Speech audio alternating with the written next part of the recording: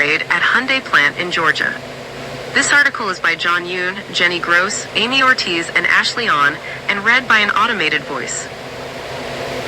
Immigration authorities arrested hundreds of workers for a major South Korean battery maker at a Hyundai plant in Georgia, U.S. officials said on Friday, calling it the largest ever Homeland Security enforcement operation at a single location. Agents on Thursday arrested 475 people, most of whom are South Korean citizens, at a construction site for an electric vehicle battery plant in Elabelle, Georgia, near Savannah. Stephen Schrank, a special agent in charge of Homeland Security Investigations for Georgia, said at a news conference. The raid was the culmination of an investigation that took place over several months, he said. Mr. Schrank said that the workers arrested were in the United States illegally or were working unlawfully. No criminal charges would be announced on Friday, he said, adding that investigators were still determining employment details for those arrested, some of whom worked for subcontractors. The operation aimed to ensure a level playing field for businesses that comply with the law, Mr. Schrank said. Most of those arrested were held at the Folkston detention facility in Georgia on Thursday night. The battery manufacturer, LG Energy Solution, which co-owns the plant with Hyundai Motor Group, said in a statement that its employees and those from its partnering companies had been taken into custody. Hyundai said in a statement that none of those detained were Hyundai employees, as far as the company was aware. We are closely monitoring the situation and working to understand the specific circumstances, Hyundai said on Friday. It added that it was reviewing its processes to ensure that all parties working on our projects maintain the same high standards of legal compliance that we demand of ourselves, including thorough vetting of employment practices by contractors and subcontractors. South Korea's foreign ministry confirmed on Friday that South Koreans were among those in custody, without saying how many. Mr. Schrank told reporters at the plant on Thursday that some U.S. citizens and lawful permanent residents had been detained initially and were being released. Charles Cook, an immigration lawyer in Atlanta, said two of his clients who were in the country under a visa waiver program that enables them to travel for tourism or business for stays of 90 days or less without obtaining a visa were caught up in the raid. My clients were doing exactly what they were allowed to do under the visa waiver, attend business meetings, he said on Friday, noting that one of them had just arrived on Tuesday and was leaving next week. It appears that ICE was somewhat overzealous in arresting non-immigrants who were clearly obeying the law, he said. James Wu, communications director for the Atlanta office of Asian Americans Advancing Justice, said he had been on the phone all day with South Korean residents across Georgia. People are in shock, Mr. Wu said, adding that there was deep concern about how those arrested were being treated by ICE officials.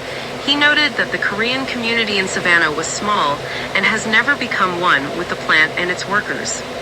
There aren't the same resources you'd find in Atlanta, he said. People don't know where to go or how to find legal representation. The operation, part of President Trump's crackdown on immigration, caused diplomatic alarm in South Korea.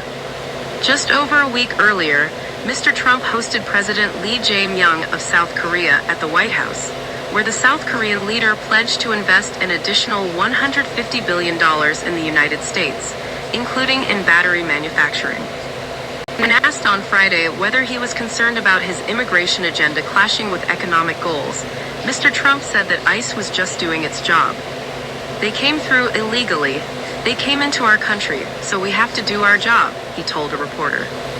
The operation on Thursday echoed other workplace raids, including a huge one conducted across various work sites in Mississippi during Mr. Trump's first term. In 2019, federal agents raided several companies in what officials said at the time might have been the largest worksite enforcement action ever in a single state. More than 600 immigrants who were believed to be working without legal documentation were apprehended during that operation. The Biden administration announced it was ceasing the practice of enforcement operations at businesses in 2021.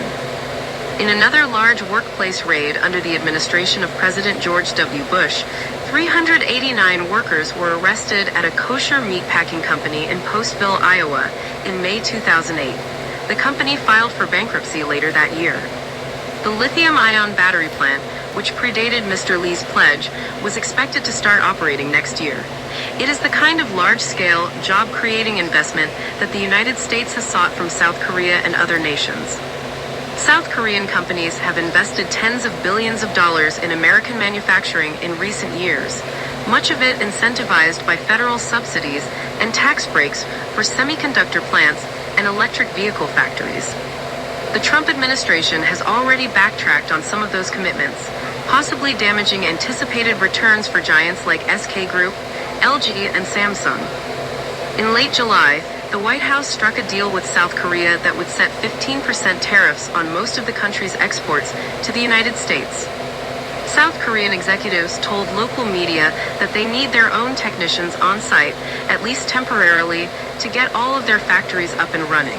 And at the same time, South Korean companies are paying billions of dollars in tariffs, diminishing the capital available to spend on new plants.